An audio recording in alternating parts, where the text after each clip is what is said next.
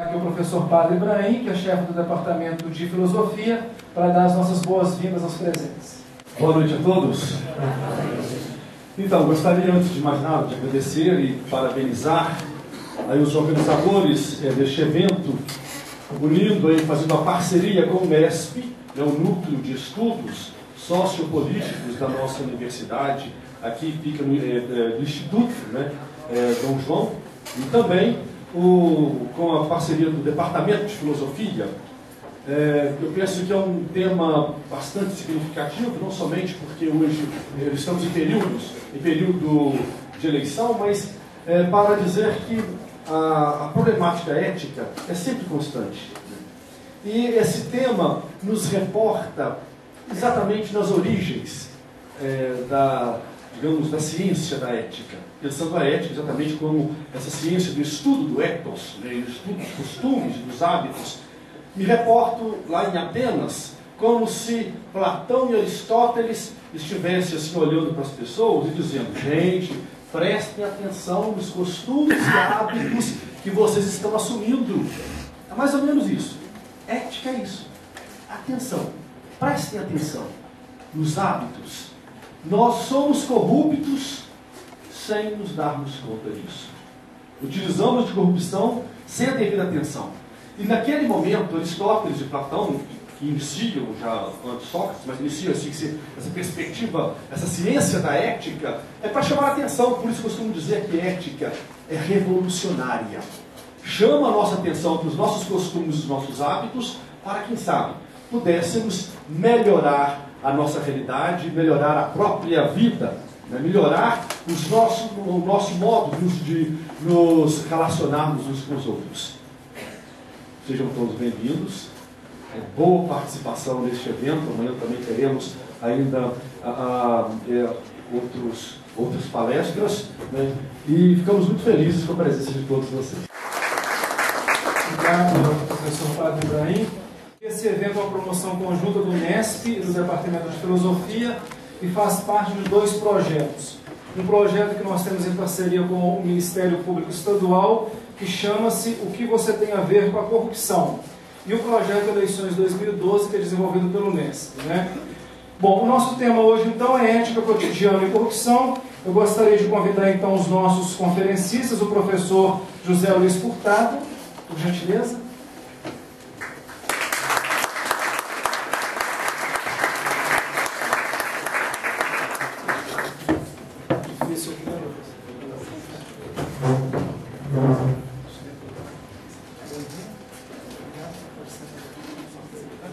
O professor José Luiz Quadros de Magalhães e o professor Sérgio Murilo Rodrigues.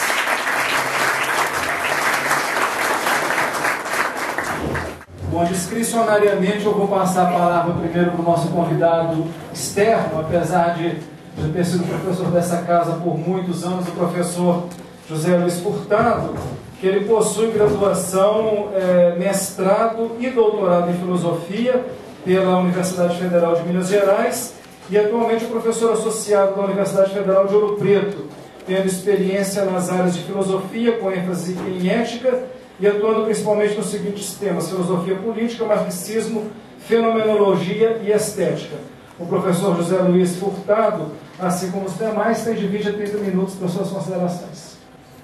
Bom, é um prazer estar de novo aqui nessa universidade, onde eu estudei, depois fui professor durante anos, e de novo nesse departamento de filosofia. Agradeço para todos os colegas o convite, me sinto honrado de estar aqui. Bom, tive algumas dificuldades na redação desse texto, dizia a respeito a como conciliar esses três temas, da ética, do cotidiano e da corrupção. Dentro do que eu chamo de humildade do pensamento filosófico, porque a filosofia não dispõe de dados, de laboratórios, Em filosofia se busca o pensamento do essencial. E para isso nós nos encontramos muitas vezes impedidos pelas tarefas que assumimos no nosso cotidiano, impedidos de assumir aquilo que Hegel chamava da paciência do conceito, a paciência da reflexão. Somos parados na rua como transeuntes, por uma repórter da Globo que com microfone, né, nos pede para dar um sim ou não sobre se somos ou não a favor do aborto, da pena de morte, desses assuntos. E, quer dizer, na sociedade midiática, embora o que se chama de liberdade de pensamento, na verdade, é um impedimento ao pensamento. Se você disser, não, tudo bem, você me dá 15 dias, eu vou para casa, vou conversar com colegas, pesquisar uma bibliografia, te dou uma resposta, você lê no Jornal Nacional.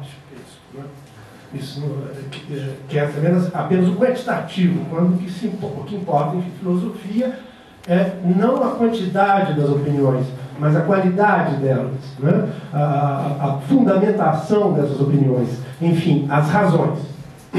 Mas aí já estamos falando de ética. Né? Bom, então eu vou tentar fazer alinhar esses três temas.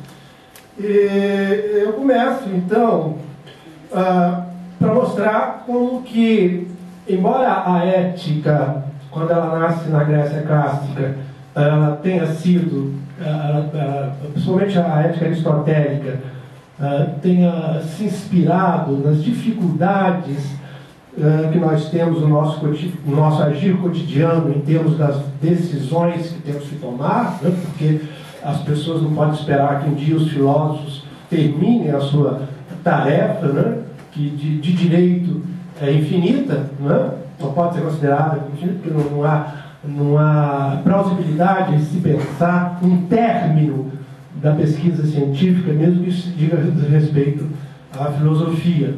Né? A ciência é a ideia do homem assumindo uma tarefa infinita. Né? A busca de conhecimento, a investigação não tem prazo para terminar na história humana. Pois bem, mas lá havia uma proximidade maior, né, da ética com a cotidianeidade. Não é? Tanto isso é verdade que Heidegger, hoje, alguns escritos de Heidegger, inclusive um que tinha se perdido, que é o Relatório Narco, que mostra uma influência muito maior do que se pensava de Aristóteles na sua obra-prima, que é Ser e Tempo. E Heidegger lá saúda Aristóteles como o primeiro filósofo a pensar o viver humano na sua cotidianeidade, notadamente no capítulo 6 da Ética Nicômaco. Isso é o que Aristóteles chamava de kairos, né? O tempo propício, a ocasião certa para se tomar determinadas decisões, sempre circunstanciadas, como são as decisões que nós temos que tomar na nossa vida cotidiana. Então, a singularidade, então, do pensamento de Heidegger, né, que essa obra, Ser e Tempo, é uma obra de extremada importância na história da filosofia, porque não só atestado factualmente, né, pelo conjunto de filósofos que se inspiraram, né, em Heidegger no século XX, mas porque até então o paradigma clássico para pensar a nossa humanidade era aquela definição que já Descartes criticava tanto do homem como animal racional. Que implicações isso tem em termos da compreensão do sentido da significação da nossa própria existência? É que, através dessa definição do homem como ser de razão, pensa-se um sujeito confrontando-se com um objeto. Então, a atividade fundamental do homem seria a atividade cognitiva. Né? E durante muito tempo se leu distorcidamente o final da Ética Nicômaco, como se lá Aristóteles estivesse fazendo a apologia da vida contemplativa, quando ele diz claramente que essa vida só é possível plenamente aos deuses, não aos homens. Porque os homens são animais políticos, quer dizer, ocupados com seu viver cotidiano, né? Ocupado na lida com as coisas, atarefado com os cuidados, conjunto dos cuidados que ele tem que ter com a sua existência, que no fundo é o que se chama, para ética. Né? Então, na Ética Nicômaco, Aristóteles vai perguntar se existe uma essência desses diversos cuidados, como Foucault vai dizer, de si. Né? O próprio Heidegger vai definir a essência da existência humana não como sujeito que se defronta como objeto, mas como cura, né? com cuidado, né? Alguns traduzem preocupação, mas não é, porque preocupação é uma coisa um pouco banal, que é o cuidado em existir. Né? Nós não só nos encontramos atarefados com as coisas que nos cercam, mas a nossa angústia nos entrega uma tarefa muito maior, que é cuidar do não sentido da própria existência. Esse cuidado do não sentido, significa que a existência não tenha sentido. Ela terá o sentido que nós lhe emprestarmos, né? Que o sentido da existência é uma tarefa que o homem tem que assumir. E isso, dentro da definição do homem como ser racional, isso escapa, sai fora, né? Porque esse sujeito transcendental que se defronta com a natureza como objeto, nesse sujeito não cabe a angústia diante da morte, o cuidado com a existência. Bem, não sei se eu estou heideggerizando muito Aristóteles, mas quem fez isso foi o próprio Heidegger, então não há no problema. Vamos ver. Então, o que Aristóteles vai fazer? Ele vai se perguntar se existe, não é, uma essência desses diversos cuidados que nós temos que ter com a nossa existência.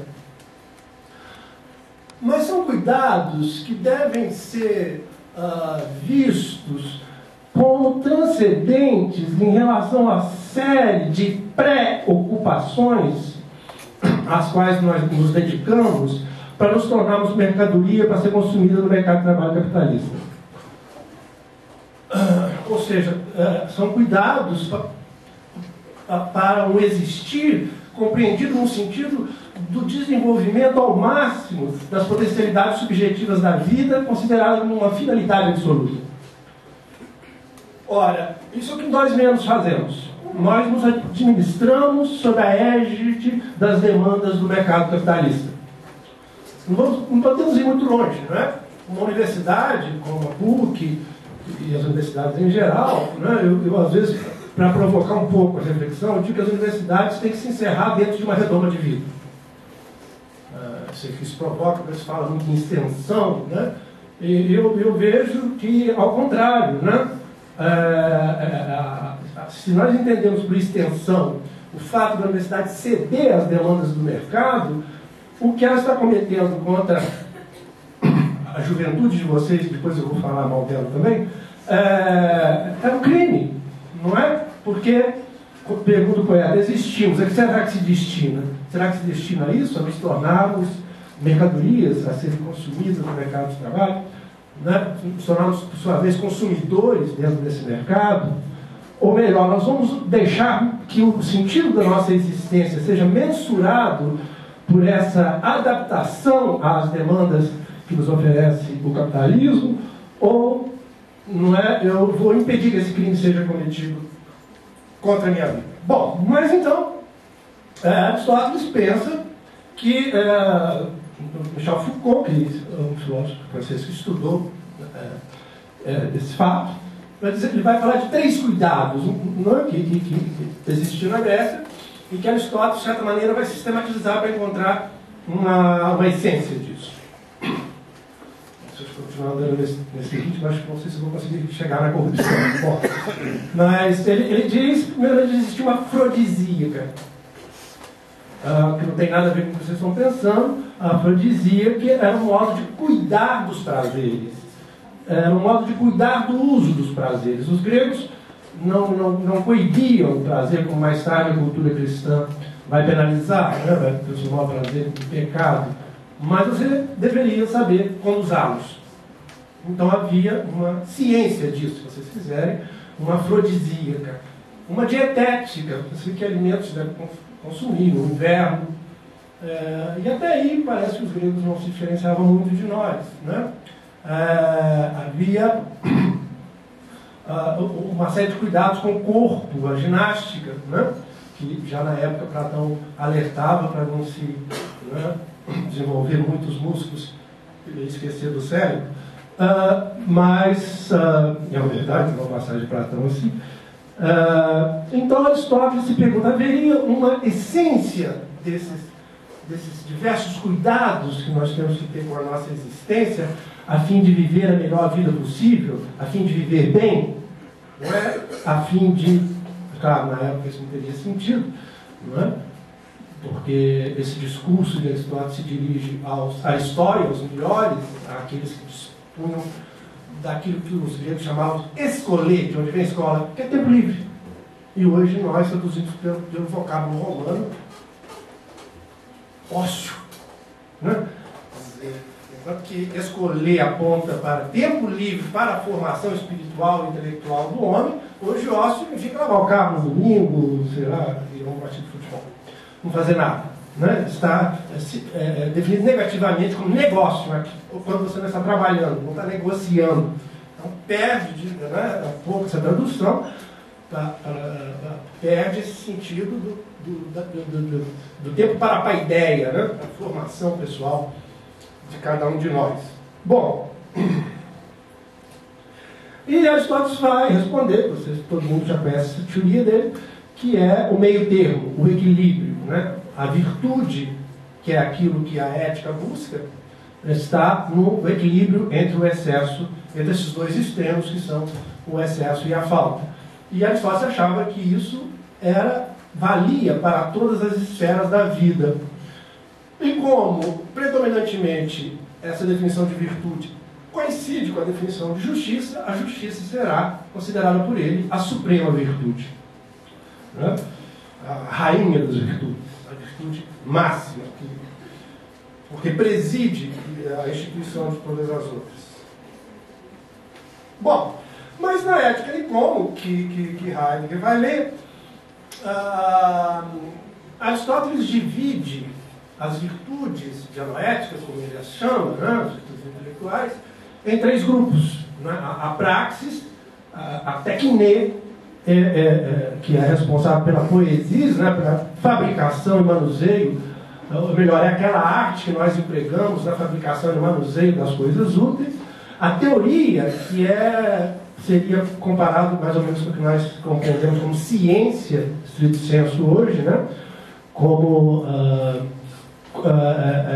representação teórica, conceitual, daquelas coisas que são como devem ser, né? Daquelas coisas que são necessariamente, que não podem ser de outra forma.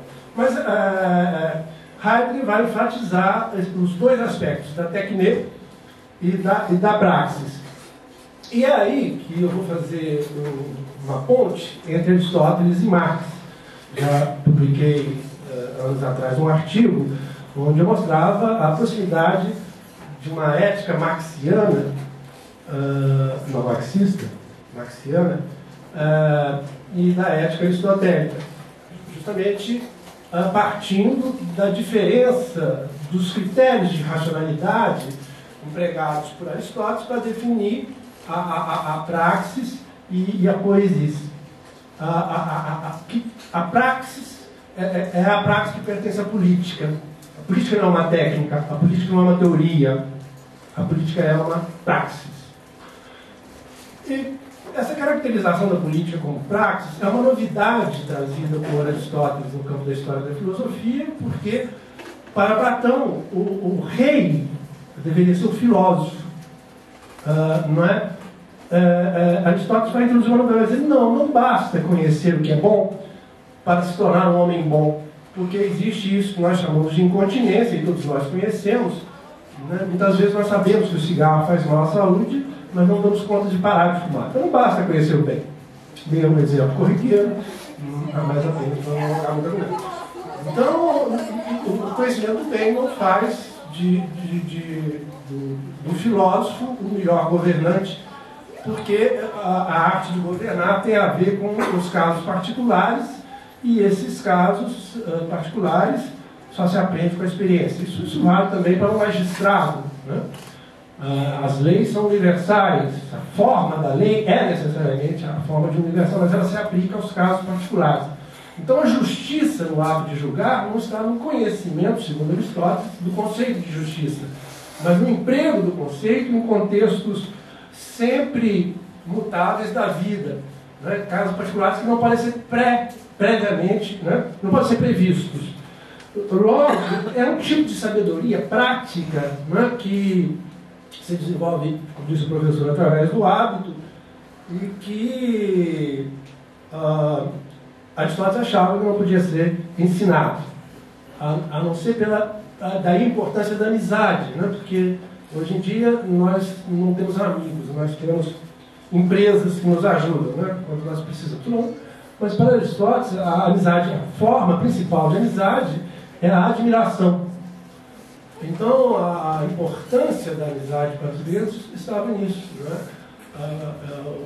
O amigo é aquele que vai me servir de paradigma, de modelo de vida virtuosa que eu devo imitar. E é por imitação, então, que você aprenderia isso. Bom, mas então, para Aristóteles, a praxe se distingue da técnica, porque na técnica o bem visado não é a ação produtiva do agente, mas o produto. Parodiando o Hegel, a gente poderia dizer, Hegel, a propósito dos artistas, né, que o melhor do artesão é a obra, né, não a sua ciência, não a sua... Então é algo que é a perfeição da obra. Logo, a finalidade da ação é produzir alguma coisa, um objeto que vai servir como meio para justamente realizar essa finalidade. Então, Aristóteles achava que as ações técnicas, produtivas, poéticas, elas eram inferiores àquelas ações cujo o fim era a eupraxia, era buscar a perfeição imanente do próprio agir. Não é? A filosofia, por exemplo, seria uma atividade dessa ordem. Não é? Por quê? Porque aí é a autonomia da ação que se realiza. Olha, isso é bom, muito bem. Quando Marx diz que o reino da liberdade começa onde termina o reino da necessidade, ele está repetindo Aristóteles. Né? Isso que é o núcleo da ética marxista, né? Desculpe, marxiana, a ética marxista é outra coisa, não sei nem se existe uma. Então ele está repetindo, em outras palavras, em outros termos, né? A mesma coisa que diz Aristóteles. O reino da necessidade é o reino do trabalho, não é?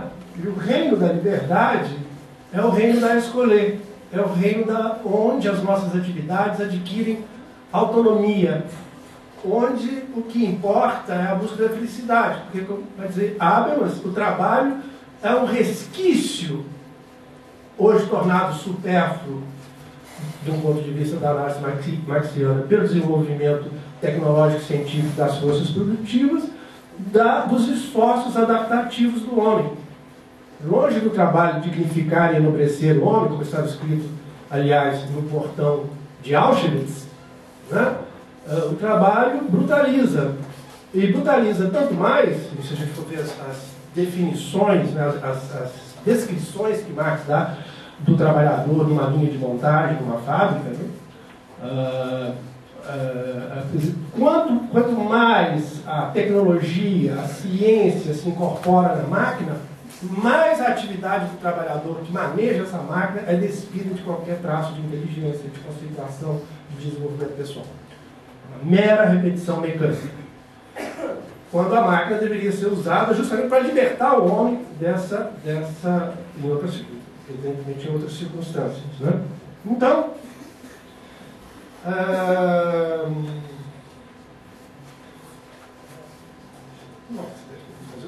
tem mais perguntas?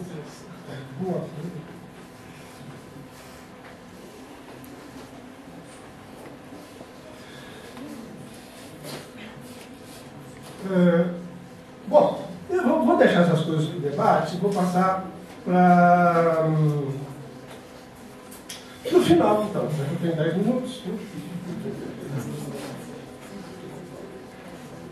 Eu tinha achado que se eu lesse o texto, não ia ter. Bom...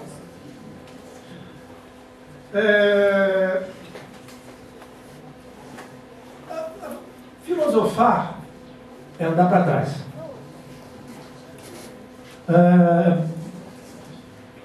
Nós procedemos filosoficamente todas as vezes que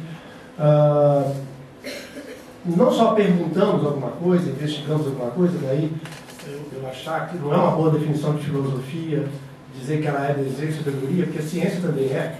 Né? Isso não marca um diferencial. A filosofia é desejo de saber sobre o desejo de saber. Não é? Ela é um desejo de sabedoria que se põe a si mesmo em questão. Eu quero saber, mas posso? Se posso, até onde posso ir? Não é? Então, é um desejo de saber sobre o saber. O objeto é o próprio saber. O conhecimento que se busca é da essência do próprio conhecimento. Bom, eu disse no início que a filosofia é pensamento do essencial. Então, se vou desapontá-los, eu não tenho muito a dizer sobre a corrupção, a não ser aquelas opiniões que todo mundo já conhece, e eu não vou repetir aqui. Então, esse pensamento do essencial, ele é muito difícil, mas eu acho que tem uma armadilha que a gente deve evitar, que é a armadilha de confundir moralidade, ou eticidade, se quiserem, não importa muito essa diferença, e política. Moralidade e direito. As duas esferas são acentuadamente divergentes e, ora, as pessoas pensam que a política deve moralizar a conduta dos homens, ora, acha-se que a moral deve ser o fundamento da política. Ora, se nós fôssemos seres éticos, mesmo, se fôssemos morais, se nos comportássemos racionalmente, não haveria necessidade de polícia. Kant vai falar, não é, a propósito, num texto dele que eu gosto muito, ele vai falar a propósito da sociabilidade humana, de uma insociável sociabilidade. Quer dizer, o homem é o único animal que precisa de um senhor. Que para se associar juntamente com outros, para viver em harmonia uns com os outros, precisa de leis. Então, o campo da legalidade, ele é absolutamente fundamental, ou seja, o campo da política, ele é absolutamente fundamental com a existência humana. Não dá para imaginar um mundo onde um dia nós não vamos precisar de polícia. Pode até imaginar, mas isso é quimera, não é? E nós vamos precisar do Estado, nem... Então, há uma diferença aí. Enquanto que a lei coage externamente, a moralidade, principalmente se nós nos reportarmos a Kant, coage internamente. Não é? Então,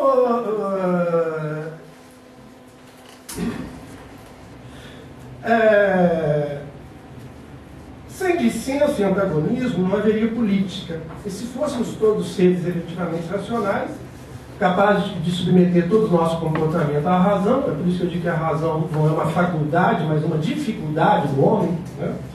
Não haveria Estado. Explico-me. A maior parte das opiniões sobre o fenômeno da corrupção parte do desconhecimento da diferença entre direito e moralidade. Então, se eu, para me explicar melhor, né? De acordo com Kant, na moralidade eu ajo livremente. Se eu respeito a lei por medo da polícia, eu não ajo livremente. Se eu odeio alguém e mato, eu não agi livremente porque eu fui movido pelo ódio. E segundo Kant, isso é um comportamento animal. Mas se eu odeio alguém e não mato por medo da polícia, eu não agi de forma diferente. Apenas uma paixão mais intensa, que é o medo da punição, predominou sobre uma paixão menos intensa. Eu só ajo livremente se eu, mesmo odiando, sobrepor ao meu ódio esse mandamento da razão que me obriga a considerar na pessoa do outro um fim absoluto. Então, nesse caso, eu não precisei da polícia, não precisei da representação da punição legal. Kant acreditava nisso, mas ele achava que pensar uma comunidade de seres racionais, ou seja, de seres que agissem todos dessa forma, isso ele chamava de uma ideia, uma pura ideia, que ele chamava de comunidade ética.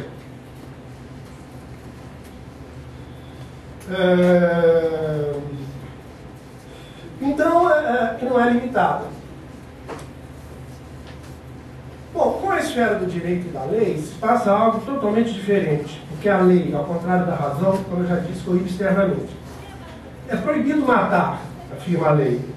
Essa proibição vale para os que amam, tanto para os que odeiam, para os que têm e para os que não têm medo da polícia. diante da lei importa apenas o ato ou sua abstenção. E diríamos nós, se os sujeitos, se eles tiverem de cometer atos ilegais pela força da lei, ou seja, com medo de serem punidos, como mostrou Hobbes, tanto melhor. Tanto Hegel, assim como Hobbes, assim como Kant, acha que é muito melhor as pessoas terem medo da polícia do que nós confiarmos na moralidade delas. Isso seria confiar toda a estrutura social do Estado, toda a paz social, a alguma coisa que não pode ser prevista, né? Que é a intenção moral gravada assim, no coração de alguns homens. Então, nós não podemos repousar o edifício social sobre a moralidade, a não ser que é chamada moralidade objetiva, que é o próprio Estado, a moralidade objetivada nas suas leis, nas suas constituições. Dou um exemplo, para encerrar. Tinha uma coisa que eu vou falar. A proibição recente de fumar. Eu me lembro que há uns 20 anos, eu fumava, todo mundo fumava dentro de sala, era uma aula de filosofia, imaginava-se que ali estivessem seres racionais, que pudessem se comportar racionalmente. Todos fumavam, não é? Se nós fôssemos esperar das boas intenções daqueles fumantes e eles compreendessem o mal que estavam fazendo aos outros e a si próprios para deixarem de fumar, nós estaríamos aqui até hoje no ambiente de fumaçado. Foi preciso a intervenção de uma atuação externa para obrigar essas pessoas a se comportarem racionalmente. Então, do que se pode inferir de tudo isso, né? Poderia haver um mundo sem corrupção? Mais uma vez eu me apoio em Kant para dizer, não sei. Mas devemos agir como se fosse. Porque essa é uma ideia da razão. E uma ideia da razão, ela não pode ser confrontada com os fatos. Porque se há algo que nos caracteriza essencialmente é a perfectibilidade. E sem os nossos ideais, nós perderíamos o horizonte dessa busca que se ainda caracteriza a própria racionalidade do homem. Então ela está muito menos na sua capacidade intelectual de conhecer os fenômenos da natureza do que na sua capacidade de aperfeiçoar a si mesmo. E esse aperfeiçoamento é uma obra política. Não é uma tese que depois eu vou gostar de discutir com vocês aqui, se houver debate. Né? Então, nós temos que dissociar essas duas coisas, a esfera política da esfera moral. E é essa dissociação que deve ser o ponto de partida para a compreensão filosófica do fenômeno da corrupção. Eu agradeço a vocês.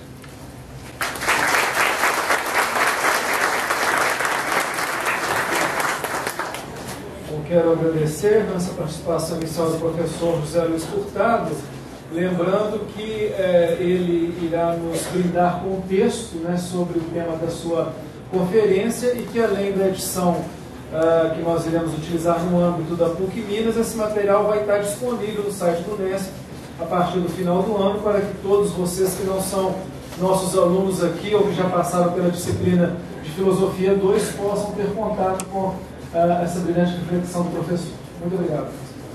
Bom, eu vou, na sequência aqui, passar a palavra aqui do professor José Luiz Quadros de Magalhães, que possui graduação em Direito pela UFMG, graduação também em Língua e Literatura Francesa pela Universidade Nancy II, mestrado em Direito pela Universidade Federal de Minas Gerais e doutorado pela mesma universidade. Atualmente ele é professor titular aqui da PUC Minas, professor adjunto da UFMG e também professor do programa de mestrado da Faculdade de Direito do Sul de Minas. O professor Zé Luiz é pesquisador do Instituto de Investigações Jurídicas da Universidade Autônoma do México e também professor convidado do doutorado da Universidade de Buenos Aires. Ele, entre outras atividades, foi coordenador do programa de pós-graduação em Direito da UFMG, membro da Comissão de Direitos da OAB, procurador-geral da UFMG, também foi presidente do Conselho Estadual de Direitos Humanos, entre outras atividades. Então, uma alegria. O pessoal do direito que já conhece para ter uma risada aqui dos créditos. Mas é uma alegria também tê-lo conosco, professor Zé Luiz. Prefere outro? Oi.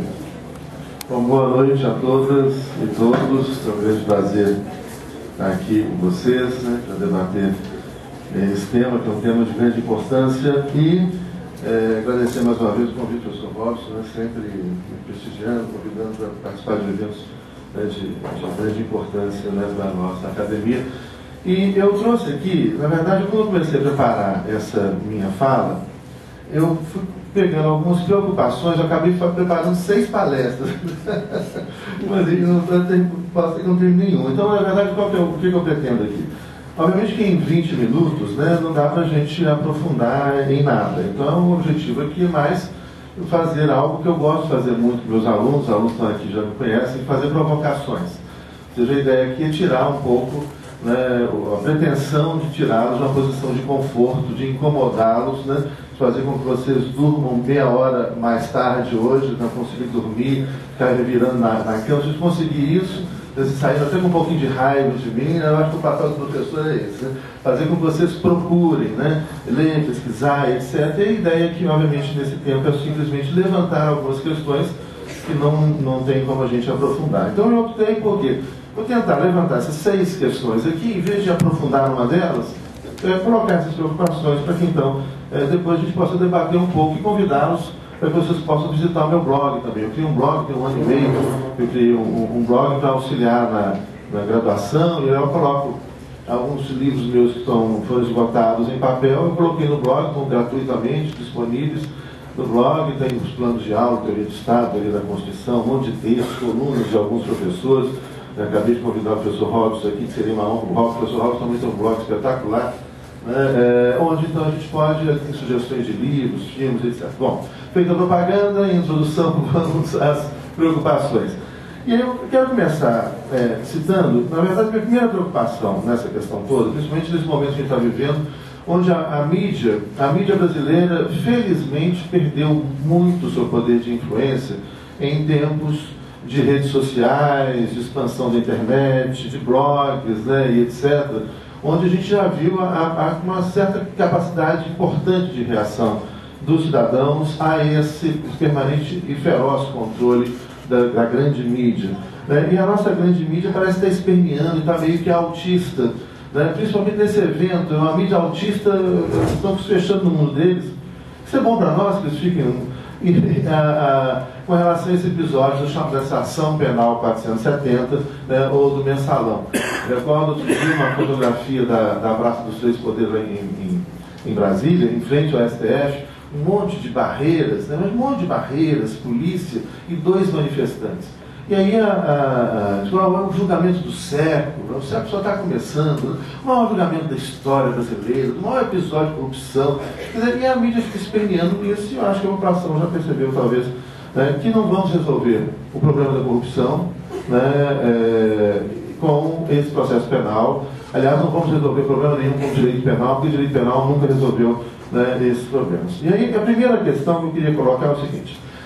Eu vou começar citando um filósofo e um psicanalista que eu gosto demais, leio demais, eu tenho vários trabalhos publicados no Brasil, e ele, na sua obra, é um cara muito provocador, que é o Slavoj Žižek. Ele é um filósofo esloveno, tem muita coisa hoje traduzido no mundo inteiro e publicado no Brasil, pela editora Boitempo, principalmente, mas outras editoras aqui também publicam a obra do Žižek.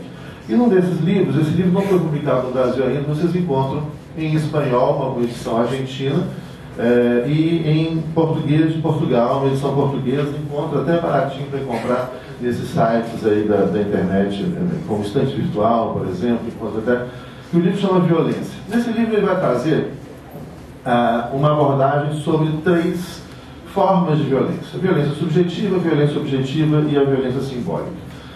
O que ele vai chamar de violência subjetiva seria como uma quebra por um ato violento, de vontade, de uma aparente normalidade de não violência. Então, a violência subjetiva, nós estamos aqui nessa sala, aparentemente sem nenhuma violência, né, quando então alguém não gosta do que eu falo, levanta e me dá um tiro, uma coisa trágica, né? Me xinga, né? Então, você sai dessa situação de normalidade, a normalidade seria a situação de não violência, por um ato de vontade de alguém que não gostou, né, e do que eu falei e faz uma agressão verbal, uma agressão física, etc. Isso então seria a violência subjetiva. Em geral, e mais do que em geral, nós podemos dizer que as políticas públicas de combate à violência, assim como as políticas públicas de combate à corrupção, né, as políticas públicas de combate à violência são políticas públicas apenas de combate à violência subjetiva. Então, o que vai fazer com que nos dê uma sensação, olha, nós vamos conseguir resolver o problema da corrupção com a lei do ficha limpa, com a ação penal 470, o mensalão, condenando esses caras, etc. Não, não vamos. A sensação que vai dar, né, no final de algum tempo, é que a gente vai estar enxugando gelo, apagando incêndios. Óbvio que não vai resolver coisa nenhuma. Por que não vai resolver coisa nenhuma? E aí vem o Zizek e fala, olha, por quê? Porque existe essa violência subjetiva, ela é gerada por duas outras formas, ou duas outras violências que são permanentes e que são, para a maioria das pessoas, imperceptíveis. A gente acha que está numa situação de não violência. A normalidade seria a situação de não violência. Só que há uma violência permanente, uma violência objetiva, estrutural, das relações sociais, das relações econômicas, que empurram como um ferrinho de dentista, o tempo todo incomodando, empurrando, e a violência simbólica.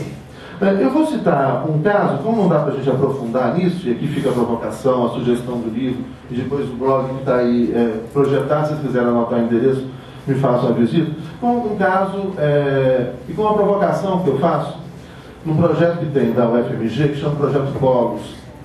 Eu coordeno um dos programas do Projeto Polos, que chama Escola que Protege. No ano passado, nós fomos a cerca de 15 municípios de Minas Gerais, principalmente aqui da região metropolitana, de Belo Horizonte, e municípios do Vale do Jequitinhonha. E na abertura, geralmente faço uma palestra de abertura, e o curso tem profissionais das mais várias áreas do conhecimento para debater a questão da violência na escola, violência envolvendo crianças e adolescentes, a questão das drogas e a questão do bullying. Eu vou dar esse meu exemplozinho na questão do bullying, que é um exemplo que eu tenho usado muito para a gente entender isso que eu estou querendo dizer nessa primeira preocupação que eu trago. Eu começo a minha fala geralmente fazendo uma provocação para as professoras e para os professores. Falando, olha, como é que vocês querem que a escola, através de determinadas políticas pontuais, assim como o governo do município, muitas vezes, ou do Estado, faz algumas políticas pontuais de combate à prática do bullying. O que seria o bullying? Um nome novo para uma prática moderna, uma prática antiga. Onde, então, uma criança ela começa a ser torturada, uma criança ou adolescente começa a ser torturada, não só com criança ou adolescente, mas a gente estava nesse universo. Ela começa a ser torturada mentalmente, porque de alguma forma ela é considerada diferente pelo grupo.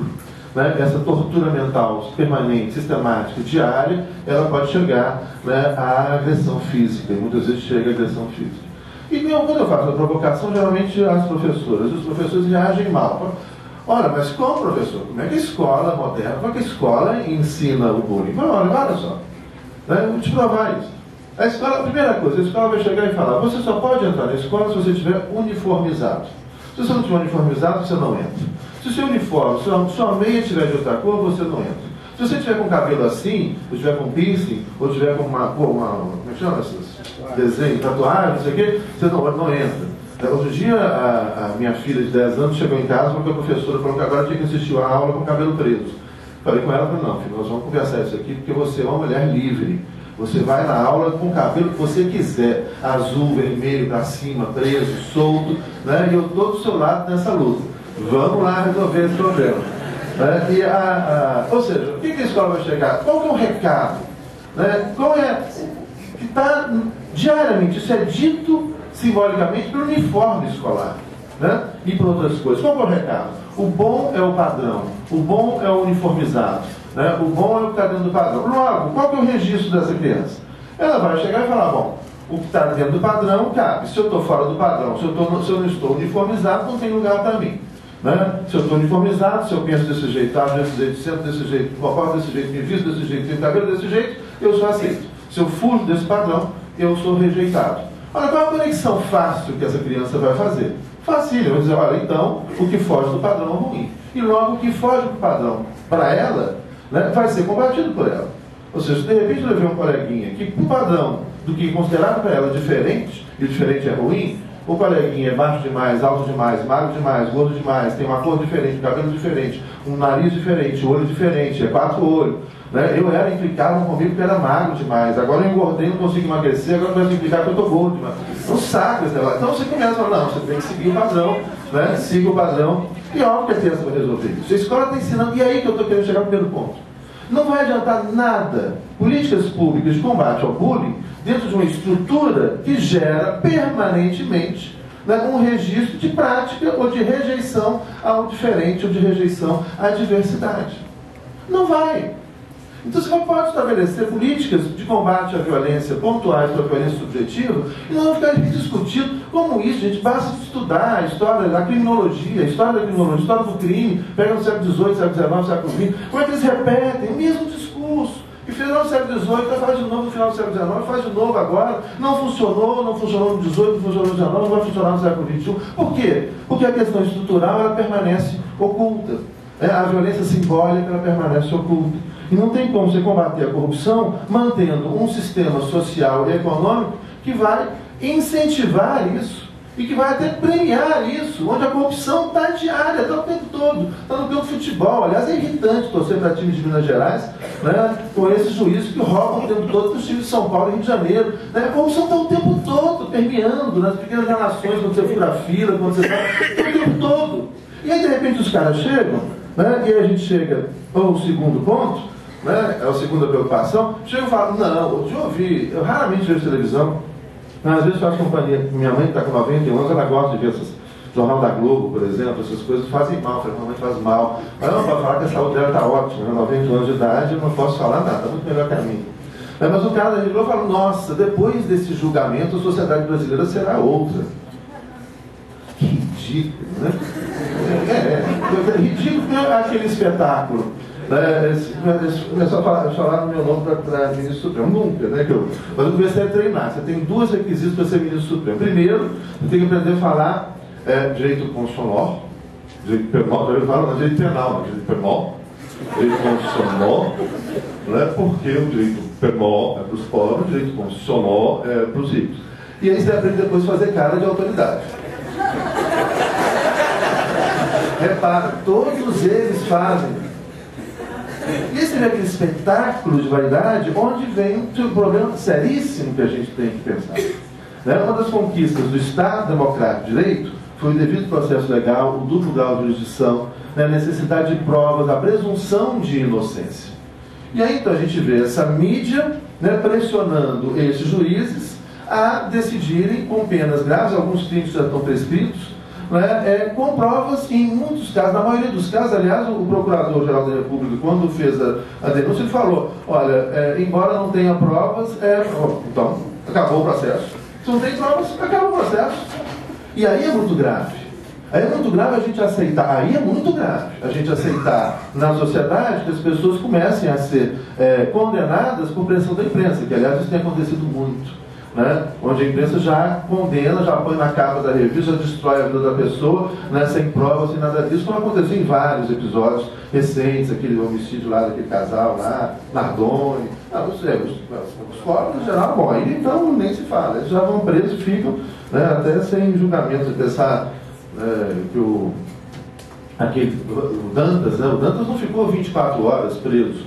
Né? Eu lembro uma notícia de um jornal, não lembro qual agora. Na época que o Dantas foi preso e foi solto por um liminar do presidente do Supremo Tribunal Federal, o presidente do Supremo Tribunal Federal foi ao Supremo à noite para dar a liminar para o Dantas, aquele banqueiro, né? E naquele dia tinha uma moça no Rio de Janeiro que completava 7 meses presa porque ela furtou uma barra de manteiga. Então, eu acho que primeira questão, e é muito interessante, porque a questão ética, de repente não ficou lá aquele deputado lá, o João Paulo, que recebeu 50 mil reais com prova testemunhal, onde a gente assiste, e aí vem a terceira preocupação, que eu já vou inserindo aqui, estou indo até rápido demais. Eu estou correndo. E aí o cara vai condenar 50 mil, onde você vê, por exemplo, coisas que a gente vai achando que esse mundo está meio de cabeça para baixo. Você lê no jornal, por exemplo, que as pessoas estão, quer dizer, aqui para nós, né, nesse projeto Polos mesmo, a gente viu algo interessante, uma região do Vale de Jequitinhonha, onde há alguns anos atrás morria uma criança por semana de desnutrição, né, e hoje não morre mais nenhuma, mas começaram a morrer crianças de desnutrição na Grécia, em Portugal, com a crise. E onde você vê, então, de repente, 14 trilhões de dólares do dinheiro pago pelos cidadãos japoneses, pelos cidadãos norte-americanos, pelos cidadãos europeus, são transferidos recursos públicos para salvar os bancos, né, em mega operações de recursos, né, com mega salários. Mas não, nós vamos resolver o problema da corrupção, né, condenando esses 38. E aí, então vem uma terceira reflexão que talvez a gente tenha que fazer, né, que eu sempre coloco para os meus alunos de direito. Olha, uma pergunta que é necessária, fundamental a gente fazer. Quem diz o que é crime? Quem diz, que susto? Quem diz o que é crime? Já pararam para pensar nisso? Olha, existe um conceito universal e permanente de crime? Não. Por exemplo, há 30 anos atrás, se você cobrasse juros, né, de 5% ao mês, né, de 10% ao mês, em muitos países do mundo você ia para a cadeia. Hoje, não dá mais cadeia em quase nenhum país do mundo. E aí você vai perguntar, olha, quem diz o que é crime? Então a gente possa começar uma investigação até nesse sentido. A gente vai descobrir, por exemplo, se você entrar no site do TSE, na internet, hoje tem muita porcaria, mas tem muita coisa boa. Nós vamos descobrir, por exemplo, que o financiamento de campanha nos Estados Unidos, aqui no Brasil, vou botar aqui no Brasil, que das maiores doações, inclusive para a eleição presidencial, e doa para todos os candidatos, só para um não, vem do sistema financeiro, que talvez possa ajudar, não sei, quem sabe, isso depende de comprovação, não estou acusando, a gente pode acusar com provas, né? Uma das primeiras coisas que a gente aprende na faculdade de Direito, não estou, eu estou só levantando uma reflexão, que talvez possa explicar por que a gente tem a maior taxa de juros do planeta, né? Porque talvez 70% dos recursos do financiamento de campanha presidencial venham do sistema financeiro, não sei. A gente tem que apurar isso, pode ter alguma conexão com isso, e a gente tem que perguntar quem diz o que é direito, né? É o filósofo iluminado, né? Quem diz o que é o justo? Quem diz o que é normal? Se a gente for lá no século XVIII, o século XIX foi um grande período de encarceramento em massa, né? Onde então, em vários estados, várias condutas, estados europeus principalmente, várias condutas que eram consideradas normais passam a ser consideradas anormais.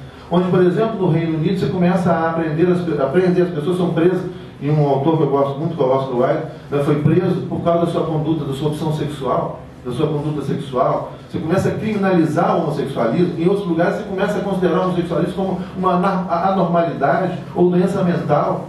Quem diz o que é normal? Quem diz o que é ético? Quem diz o que é moral?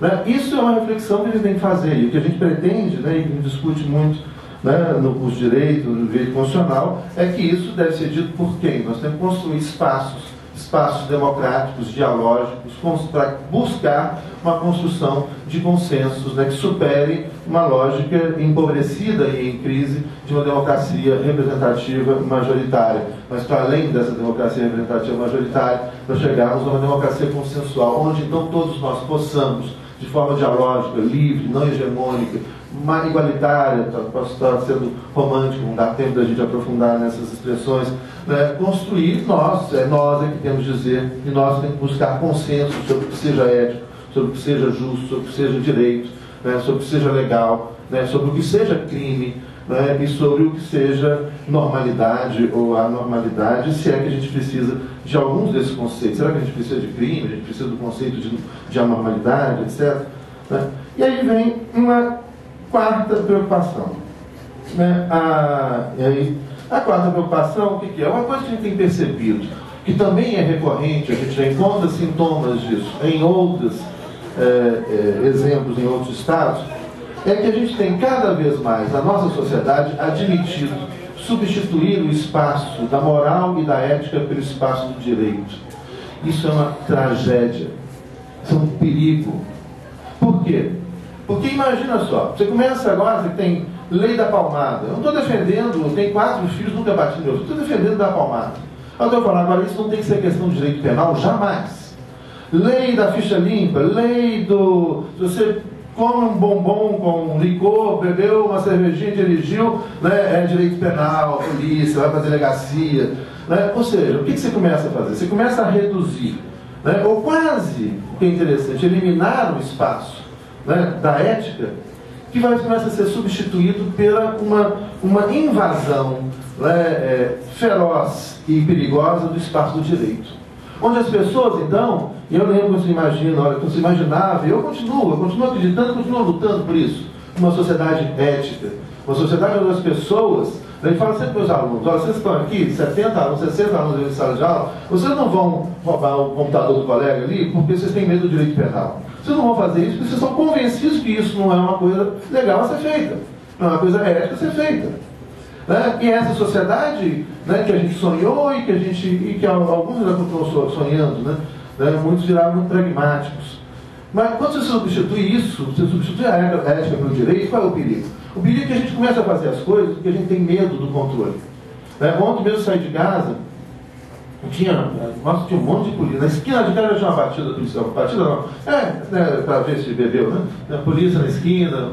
Fui buscar minha esposa na universidade, tinha polícia lá, polícia.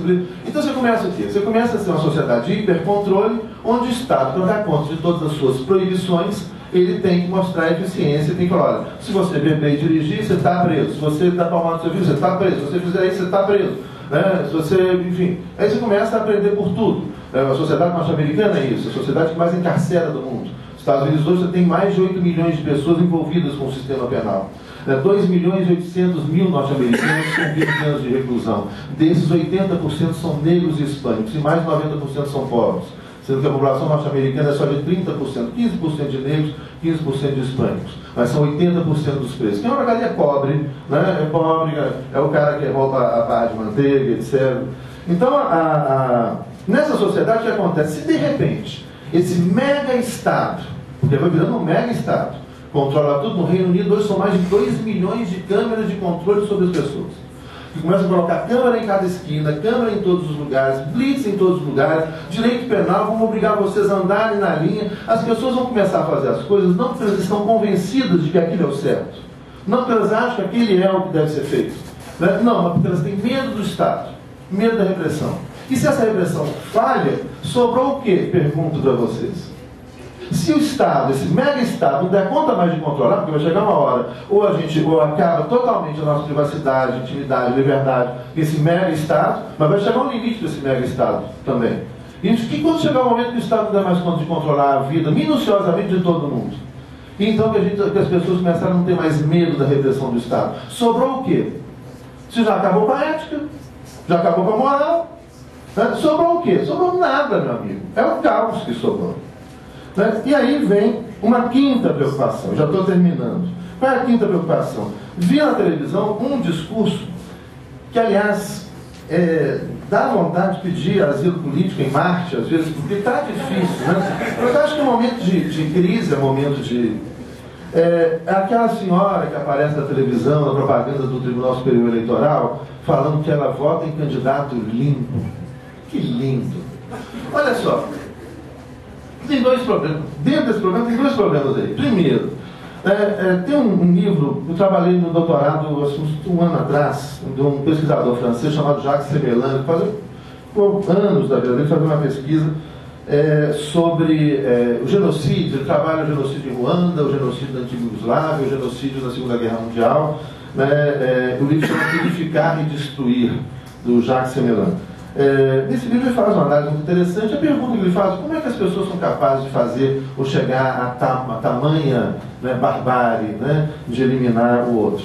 E uma coisa que é um dado, que é só mais um dado para vocês pensarem a respeito, que é comum nesses extermínios sistemáticos de pessoas, é o dado do discurso da pureza. Olha, quando a pessoa chegar para você e se disser puro, saia correndo dela. Esses são os piores. O cara, você pegar o Stalin, o discurso da pureza moral stalinista, o que levou, ou da pureza étnica de Hitler, ou outros discursos de pureza. Então, aí fica mais uma preocupação. Mas nós somos seres processuais, nós somos seres impermanentes, nós somos singularidades coletivas, seres complexos, nós somos formados a partir de um monte de outras pessoas que passaram pela nossa vida, nem de mais de um monte de dados genéticos, mais de um monte de outra coisa. Nós somos seres em permanente processo de transformação. E isso é sempre uma boa notícia que eu costumo dar para os conservadores. Por mais conservadores que eu falo, olha, não vai mudar, meu amigo. A única certeza que a gente tem que vai mudar. Vai mudar. Por mais que você não queira que mude, muda. Se sair de casa de manhã, encontrar pessoas, experimentar coisas, você já mudou mesmo que você não queira mudar. Nós somos seres em permanente processo de transformação, assim como tudo que a gente faz, em todas as sociedades que a gente constrói, né, em tudo que a gente constrói. E é justamente por isso que, se a gente faz ou comete um ato, né, de corrupção, talvez todos nós já tenhamos cometido, né, na vida, a gente não pode estar condenado a esse ato, né, para o resto da nossa vida. Nós somos seres multidimensionais, não estamos condenados a um nome. E aí há outro filósofo e outro psicanalista também, eu adoro psicanalista, que é o Alain Badiou, que vai trazer isso, a questão dessa redução de um ser humano a um nome coletivo. A gente não pode reduzir uma pessoa a um nome coletivo. Ninguém é só um nome coletivo. Ninguém é só cristão, ou só protestante, ou só judeu, ou só muçulmano. Ninguém é só algum nome, qualquer nome coletivo vocês pensarem. Ninguém é só liberal, ou só socialista. Ninguém é só, né, corrupto, ou só criminoso. Imagina, você carimbar um sujeito criminoso, pum, pro resto da vida. Voltando ao século XV, a Idade Média. Né? Voltando à Idade Média, estupidez, não vai resolver nada. Né? E aí, a sexta preocupação, essa eu não vou falar não. Eu vou substituir por uma outra questão que eu estava até anotando aqui, que é interessante. Tem uma cidadezinha, e com isso eu termino minha fala, chamada Marinaleda, na Andaluzia. Essa cidade, uma cidade pequena, ela há cerca de 20 anos atrás, ela começou a construir uma comunidade diferenciada, onde a população optou por construir uma economia solidária, uma economia alternativa, né, onde não há uma ideia de propriedade privada, de propriedade comunitária, onde as pessoas que casam e querem casa, elas constroem sua própria casa, a prefeitura fornece um arquiteto, um projeto, e os moradores, os vizinhos, os familiares fazem um mutirão e constroem sua casa. Essa cidade hoje, Marinaleda, tem na internet, vocês podem ver o prefeito é do Partido Radical da Espanha, cara, muito interessante. Essa cidade hoje, ela ficou uma ilha na Espanha. A Espanha hoje tem mais de 50% dos jovens desempregados, né? E com isso, todas as consequências que vêm daí, com a subnutrição, suicídios, como acontece na Grécia, em larga escala. Em Marinaleda não tem nenhum desempregado. Em Marinaleda não tem nenhuma criança fora da escola. Em Marinaleda não tem polícia. Marinaleda não tem direito penal. E mó barato, o último policial, ele aposentou, ele estava velhinho, e aí a comunidade da cidade fez uma reunião e resolveu falar: a gente precisa de polícia? Não. Então fica aí, vai ser o último policial da cidade, fizeram uma homenagem ao último policial da cidade, né, em Marinaleda. E aí eu termino minha fala com isso. Muito obrigado pela atenção de vocês.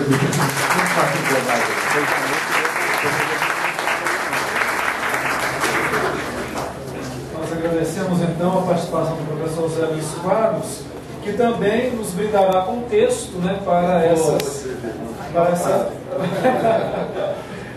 essa nossa publicação, que também vai ficar disponível no site do NESC. Bom, de imediato eu quero passar então a palavra ao professor Sérgio Murilo Rodrigues, que possui graduação em Filosofia pela UFMG, mestrado também na mesma universidade, e atualmente ele cursa o doutorado na Universidade Complutense de Madrid. Ele é professor aqui da PUC Minas, do nosso departamento de Filosofia, tendo experiência nas áreas de filosofia, com ênfase em filosofia da linguagem e atuando nos temas de verdade, ética, Habermas, ensino de filosofia e linguagem. Boa noite para todos. Passamos diante de uma fila enorme para comprar ingresso para um show de rock pesado. E algo nos chama a atenção, além da alta concentração de jovens com suas roupas diferentes. No início da fila há um grande número de senhores e senhoras de idade mais avançada. Será que todas aquelas pessoas com mais de 65 anos são amantes do rock pesado? Elas não se envergonham em dizer a verdade. Estão ali para comprar ingressos para seus netos e netas, aproveitando-se da vantagem de terem prioridade na fila devido à idade. Na agência bancária, vemos o marido entregar uma pasta cheia de contas e depósitos para a esposa grávida entrar na frente de todos na fila do caixa. É o estacionamento em fila dupla na porta dos colégios, o telefonema para o amigo para facilitar o trâmite de um documento, dinheiro do cafezinho para a autoridade aliviar na fiscalização. Os exemplos se multiplicam. É o famoso jeitinho brasileiro, incorporado na história e no cotidiano da nossa sociedade. E se o jeitinho, cantado em verso e prosa pelos poetas, tem seu lado positivo, ele também tem seu lado perverso, que significa levar a maioria das pessoas no seu dia a dia a aceitarem a corrupção como algo normal e até recomendável. Como diria o ex-jogador e comentarista de futebol Cafunga, o errado é que está certo. Seguir as regras é ser otário. Quem é esperto dá um jeitinho e quebra as regras, levando vantagem sobre os outros. O problema é que os outros somos nós. Corrupção não seria uma palavra pesada demais para ser utilizada nesses pequenos arranjos que o povo, já tão sofrido, utiliza para facilitar o seu dia a dia? Chamar o jeitinho brasileiro de corrupção não seria um exagero? Não, não é um exagero. Pois aqui estamos falando de uma corrupção miúda, incorporada ao dia a dia, mas que não se constitui um crime. Não queremos chamar a pessoa que furou a fila de criminosa e pedir sua prisão. Não se trata disso. Mesmo um motorista que estaciona em local proibido e se sujeita a receber uma multa não pode ser considerado um bandido.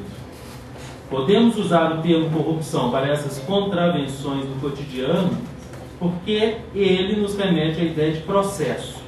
Corrupção, originalmente utilizado para se referir ao mundo físico, significa o processo de destruição, degradação, deteriorização, a qual estão sujeitas todas as coisas materiais. A árvore, a mesa, o automóvel, com o tempo vão se acabando, perdendo suas características até deixarem de existir. Com os seres vivos a mesma coisa. Nascemos, vivemos e morremos. O mundo físico está em permanente processo de corrupção. Podemos utilizar o termo em um sentido moral também. Neste caso, significará o processo de destruição de valores e normas consideradas pelas pessoas e pela comunidade como corretas e justas. A corrupção moral leva à degradação de um princípio básico do ordenamento social. Devemos obedecer às leis. Assim, podemos entender a corrupção como um processo de degradação moral e social. Enquanto processo, ela começa com atos simples e aparentemente inocentes. Furar uma fila, estacionar em cima da calçada, obter um tratamento especial em uma repartição pública. Com isso, não estamos falando que o indivíduo furando a fila hoje, amanhã estará se tornando um criminoso e desviará milhões de reais da merenda escolar. Provavelmente a maioria dessas pessoas que cometem esses corriqueiros atos de burlar a lei sem intenção criminosa nunca vão passar disso. O problema é que esses pequenos delitos do cotidiano criam um sentimento social de descrédito da lei e legitimam a ação dos grandes corruptores e corruptos. Cria-se um sentimento paradoxal.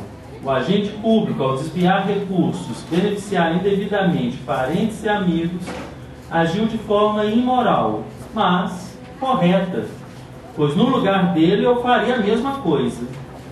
O sentimento de revolta, muitas vezes, não é pela ação errada, mas pelo fato de não ter sido beneficiado por ela. Por exemplo, a lei da ficha limpa, uma extraordinária iniciativa popular exigindo a moralidade dos políticos. No entanto, não é estranho que esse controle da moralidade pública não seja feita pelo voto popular? Por que uma pessoa notoriamente corrupta continua a se eleger para cargos públicos?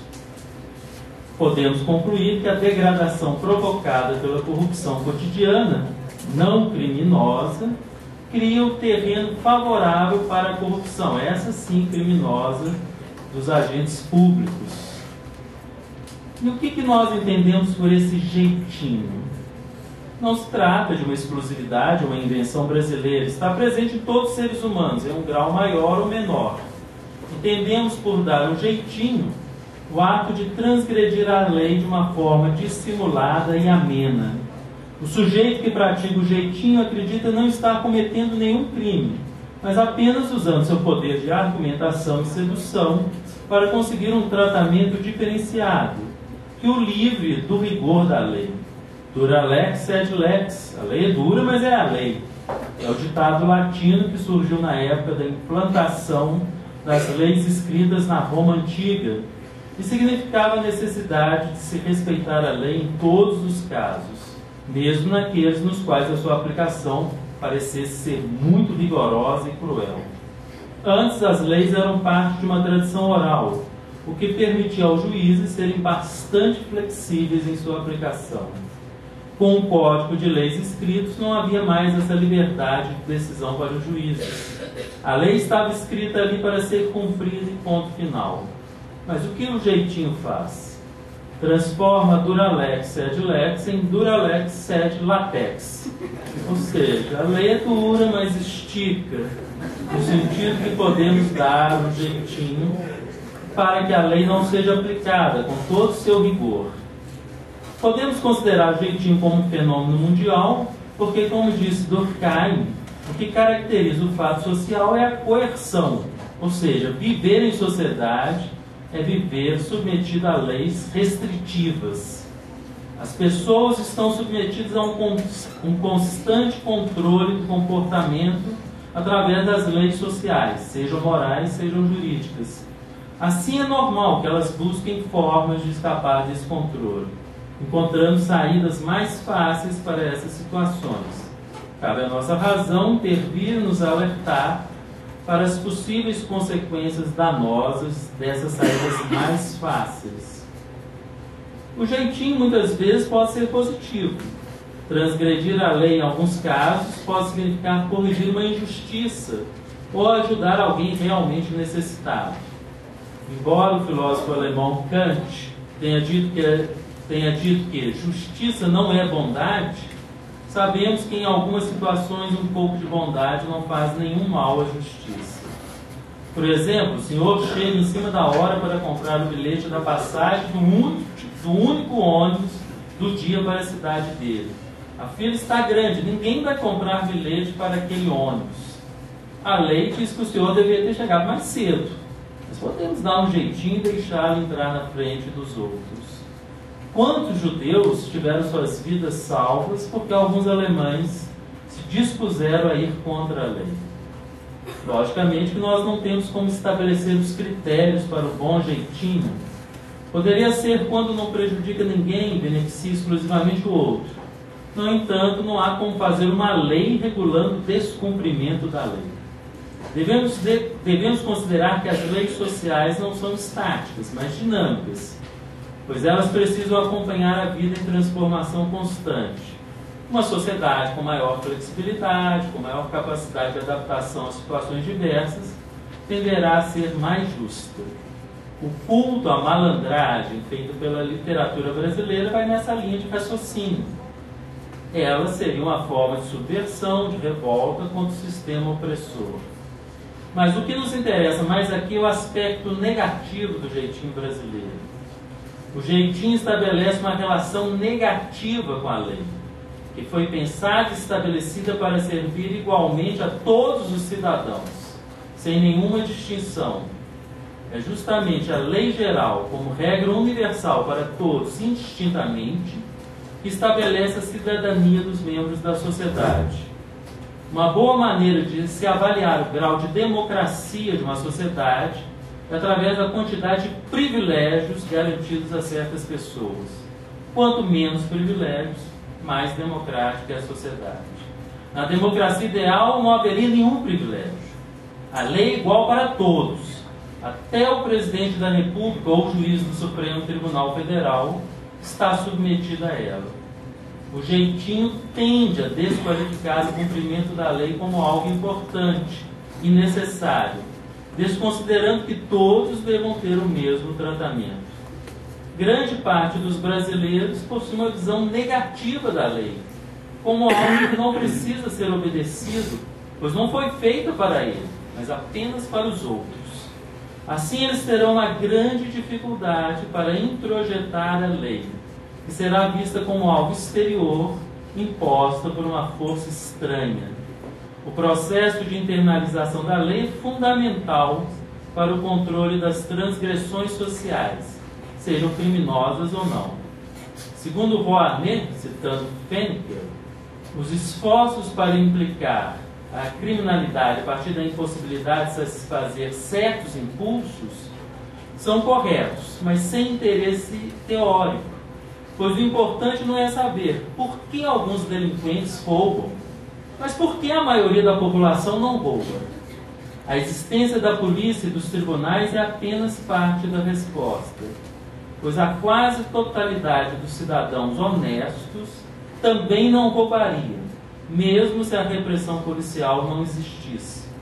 A razão é que os aparelhos ideológicos modificaram o sistema psíquico do indivíduo de forma a internalizar os valores morais, os valores da moral dominante. Nenhuma sociedade moderna, com população de milhares de pessoas, é capaz de criar um sistema de vigilância tão extenso e presente que seja capaz de, apenas pela coerção externa, impedir contravenções e crimes. Voltemos a Kant. Ele faz uma distinção, o professor Luiz Furtado até disse, entre moral e direito, na qual a moral age através de uma coerção interna, provocada pela própria consciência do sujeito, e o direito através de uma coerção externa, provocada pelo Estado, com sua estrutura jurídica e policial. São dimensões complementares, mas em primeiro lugar deve vir a consciência moral, individual, levando o sujeito a seguir a lei livremente, porque ele sabe que é o mais certo a se fazer. Em segundo lugar, vem a lei jurídica, que não depende da aceitação da consciência individual para ser aplicada. Quando o direito passa para o primeiro lugar, temos uma sociedade na qual um número significativo de pessoas só agirá corretamente diante da ameaça concreta da punição.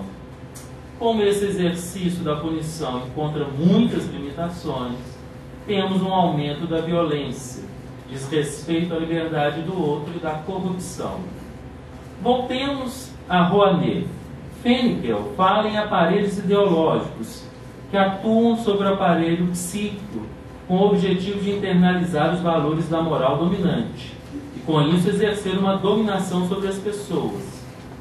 Será que, quando defendemos a importância da internalização e valorização da norma, estaríamos defendendo a dominação ideológica das classes dominantes? Será que estamos sendo moralistas e defendendo um regime totalitarista? Claro que não. Contra essas possíveis críticas, temos duas observações a fazer. Primeiro, a nossa reflexão só será válida dentro de um Estado de direito democrático, o que impedirá ou dificultará a dominação de uns pelos outros é a adoção de um sistema político que busca excluir todos os privilégios e implantar o império da lei, que será aplicado igualmente a todos.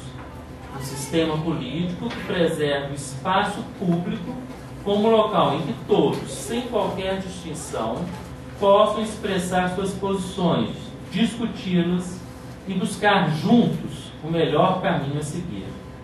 Um Estado que pensa as próprias leis como um sistema aberto, em constante processo de aperfeiçoamento, baseado na argumentação livre e racional. Ou seja, não se trata de seguir cegamente as leis, mas de participar ativamente de sua elaboração e concordar com elas. Vivemos em um mundo no qual os interesses particulares não podem deixar de serem levados em consideração. Todas as tentativas de aniquilamento dos interesses particulares em nome de um interesse coletivo mostraram-se até o momento fracassadas. Eu não conhecia o exemplo da cidade aqui na Espanha. Tem outro. Tem outra. Aí o site da cidade é interessante. Certo, né? Aí até, mas eu pus aqui até o momento, né? Eu posso mudar de ideia. Mas até o momento, todas essas experiências, né? A defesa do interesse particular é algo que veio para ficar. O Estado democrático de direito é o sistema que consegue melhor promover uma discussão entre os vários interesses privados com o objetivo de se alcançar um interesse público que favoreça, em certa medida, a todos. O Estado só pode ser coercitivo no sentido de garantir a liberdade do outro. Segundo, Não é possível haver sociedade sem leis. Podemos discutir quais coerções são necessárias e quais são desnecessárias, mas não podemos falar em uma sociedade sem coerção. Freud, em O Mal-Estar na Civilização, de 1930, define a civilização como aquilo que afasta os homens dos animais, através de um controle dos seus impulsos agressivos. São as regras de controle que permitem aos homens viverem juntos em harmonia. O desejo é um território sem lei e, portanto, liberar o seu fluxo sem nenhuma restrição seria inviabilizar toda a vida social. O sujeito, enquanto ser individual de desejo, é antissocial e destrutivo. Cabe à sociedade conter esses desejos e direcionar a energia da agressividade para a sexualidade para atividades produtivas. A liberdade do desejo individual cede diante da segurança da vontade coletiva. Segundo Freud, a civilização só consegue conter os impulsos do desejo através de uma internalização psíquica da lei moral. Este é o preço inevitável que devemos pagar para sermos civilizados. Aceitarmos a lei. O sonho de uma sociedade livre, sem leis, é apenas isso, um sonho. E por que o brasileiro teria uma certa resistência, teria essa percepção tão negativa das leis? Bem, na Europa medieval havia um sistema legal claramente desigual, baseado na hierarquia social. A nobreza tinha tudo, a plebe tinha nada, né? O mesmo crime seria tratado de forma diferente, dependendo da sua família, da sua ordem. A Revolução Francesa teve o grande mérito de acabar com esses privilégios e instituir um sistema de lei geral idêntico para todos os cidadãos, independente de sua classe social. Ora, esse modelo de democracia liberal encontrou uma recepção extraordinária por parte do povo. A justiça fundada na igualdade, na lei igual para todos, representava um ganho imenso para essas pessoas, que agora se sentia protegida dos privilégios e abusos da nobreza. Por isso o povo lutou para garantir esse modelo jurídico. A ideia de que a lei é algo que está do seu lado, que vai ser para a sua defesa, e por isso que ela é boa e deve ser obedecida, era uma ideia real para essas pessoas. No Brasil, com a proclamação da República, o sistema aristocrático estava oficialmente superado. E as leis agora eram para todos de forma indistinta. Mas, infelizmente, isso só ocorreu no papel. Na prática, as pessoas continuavam situadas em uma rígida hierarquia social. E as leis acompanhavam essa hierarquia de forma que ela era aplicada de forma distinta dependendo da posição social do infrator. A lei não atingia o coronel da mesma forma como atingia o retirante. O povo continuou a ver a lei como algo opressivo, que só servia para prejudicá-lo. A classe mais alta, aristocrática, continuou a ver a lei como algo que não foi feito para eles. Eles estavam acima da lei e não podiam ser submetidos a ela. Como dizem as frases folclóricas: aos amigos todos, aos inimigos a lei. Ou, você sabe com quem você está falando? Duas frases que demonstram como a lei depende da posição social do infrator para ser aplicada. Dessa forma, não houve, com a proclamação da República no Brasil, um processo de aceitação e internalização da lei. Na verdade, esse processo só se iniciou muito recentemente. A lei geral não é vista como algo desejável, pelo qual nós lutaríamos por ela. A lei é imposta de fora, pelos outros.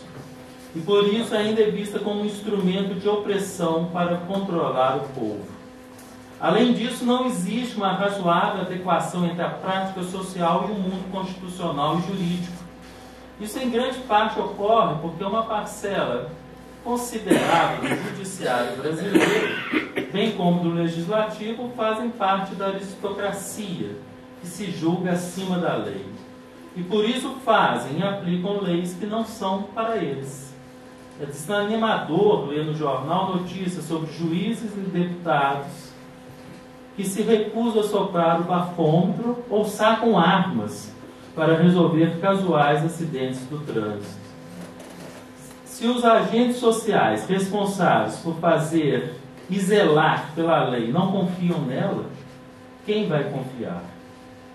Segundo John Rawls, em sua reflexão sobre a justiça, é fundamental que os legisladores elaborem as leis sabendo que eles se submeterão a ela como todos os outros membros da sociedade. É também fundamental que a sociedade seja composta de pessoas razoáveis, ou seja, pessoas dispostas a seguir as regras que elas mesmas acordaram livremente. Não é razoável fazer uma lei que já se sabe que não será cumprida, porque a sociedade não oferece as condições para isso. Também não é razoável alguém defender e aplicar uma lei que ele mesmo não pretende cumprir. É certo que a lei diz respeito a algo do futuro. Não fazemos leis baseadas na nossa realidade imediata. Se, por exemplo, se nós temos um alto nível de roubo hoje, nós não vamos basear nisso para fazer uma lei que permite o roubo. Nós vamos projetar para o futuro, não roubar. Mas o problema é que o Brasil se concentra simplesmente no futuro. Dois passos que são fundamentais: que a sociedade entenda essa lei, porque como você vai cumprir uma lei que você sequer é capaz de compreendê-lo, né? Um discurso jurídico, infelizmente, você tem que fazer um curso de 4 anos para entender uma sentença. Um terceiro passo, essa aplicação da lei, ela é possível. Você cria leis que simplesmente dependem de equipamentos que não existem, né? Leis que você sabe que não vão ser aplicáveis, né? Tudo isso leva a essa descrença na lei, na ideia de que a lei não serve para nada, né? Essa desmoralização da lei é o terreno fértil para a corrupção.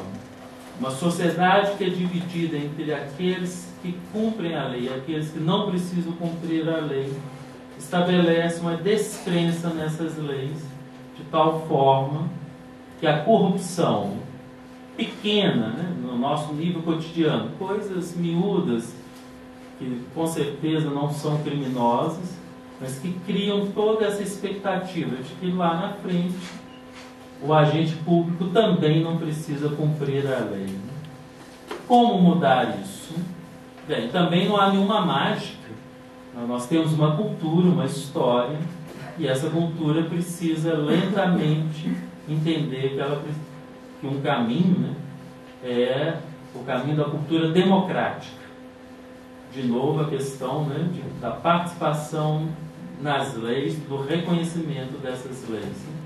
Não há nenhuma mágica, nenhuma reforma moral que vai cair do céu, que vai tornar todas as pessoas morais de uma hora para outra, cumpridoras dos seus deveres, né?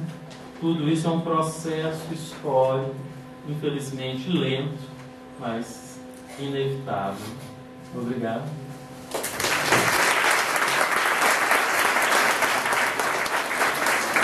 Obrigado, professor Sérgio.